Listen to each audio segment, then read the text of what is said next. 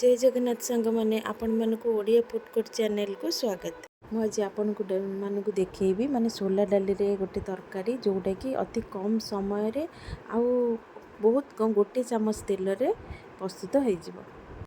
प्रथम सोला डाली को आगु 2 घंटा भेदेकी रखिदे तापर कौन करवा तादे किसी कटा पियाज देदेबा, हल्दी गुंड देदेबा, लंका गुंड, खंडे डालचीनी आउ स्वाद अनुसार लुण आउ ता टेस्ट को बालांस करने किसी चीनी आउ तापर अमृतभंडा आउ आलू किसी दे देकी तापर कौन करवा कस्तूरी मेथी ता ऊपर पकईदबा।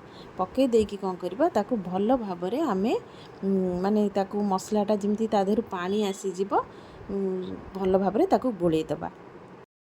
आधे बेसी माने मसला दिया होनी तेल भी बेसी लगे से माने अमृतभंडा दिया होची एटा देह पाई बहुत भल। आउ एटा को आमे रुटी संगे कि ये संगे अरुआ भात संगे कि पिठा संगे आमे खाई परिबा, किंतु अरुआ भात संगे थरे खाई कि देखो बहुत टेस्ट लगिबो। तापर कौन करबा आमे गोटे प्रेशर कुकर रे ताकू सब देदेबा, दे देकी ता देहरे किछि पानी देदेबा आ तापर कौन करबा गरम मसला देदेबा, दे देकी कौन करबा ता देहरे माने मीडियम आंच रे 2टा सीटी दबा जोटा कि से पूरा बोही नथिबो गोटा गोटा थिबो। हे देखंतु मोर केमती गोटा गोटा रहिछि। तापर कौन करबा तड़का दबा।